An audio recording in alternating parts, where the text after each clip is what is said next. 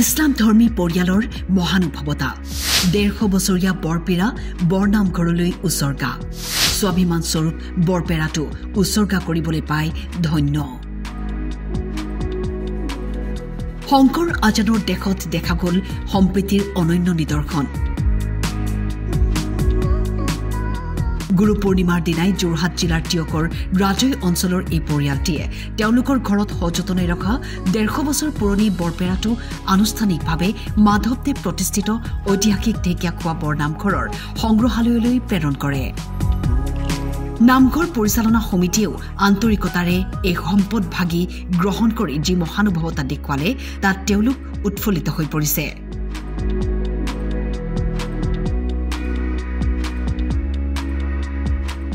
দাতা পৰিয়ালে এখন শৰাই আগবঢ়োৱাৰ লগতে বন্তি প্ৰজ্বলন কৰি নেদেখাজনৰ চৰণত শৰণাপন্ন হয় প্ৰথম পূৰ্ণিমাৰ দিনাখনে আমাৰ আমি আসলে ৰাজৈ নিবাসী আৰু আমাৰ ককা দেউতাৰ দিনৰে ডাক্তৰ আব্দুৰ ৰহমান খনিকৰ তেখেতৰ দিনৰে এটা প্ৰায় 150 বছৰীয়া এটা বৰপেৰা আমাৰ ঘৰত সংৰক্ষণ কৰি থোৱা আছিলে আৰু সেইটো আমাৰ ডাঙৰ দাদা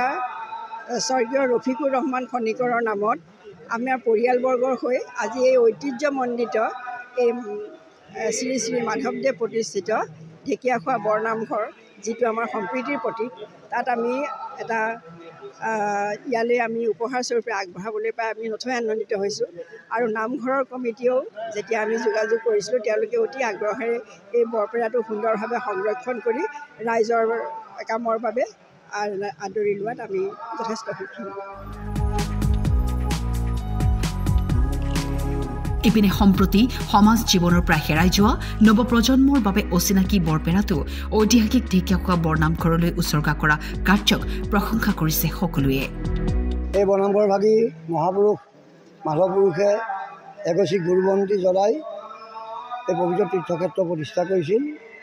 এই নামঘৰ সকলোৱে জ্ঞাত এই জাতি ধৰ্ম বৰ্ণ ভাষা নিৰ্বিশেষে সকলোৱে এই অনুষ্ঠানত বিনা দ্বিধাই সকলোৱে প্ৰৱেশ কৰিব পাৰে আৰু সকলোৰে অৰিহণাত এই নামঘৰ উন্নতিৰ জখলাত আগবাঢ়ি গৈ আছে সেয়ে আজি আমাৰ এটি পৰিয়ালে আমাৰ তেখেতসকলে যি পুৰণা সম্পদ যাক বৰপেৰা বুলি কয় আমি বৰপেৰা নাম শুনিছোঁ কিন্তু বৰপেৰা দেখাত এনেকৈ নাছিলোঁ আমি প্ৰত্যক্ষভাৱে দেখিছোঁ বা এই সম্পত্তিভাগ ঈশ্বৰে ইয়ালৈ লৈ আহিছে তেখেতসকলে পুৰণা সম্পত্তিভাগ আমাৰ ইয়াত দান কৰিছে বা আমিও সংৰক্ষণ কৰি ৰাখিম আৰু সেয়েহে আমি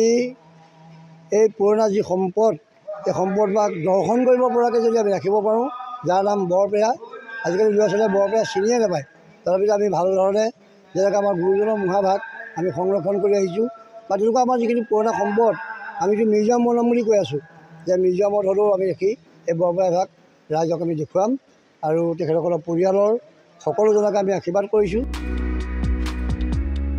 টিয়কৰ পৰা শান্তি বৰাৰ ৰিপৰ্ট টাইম 8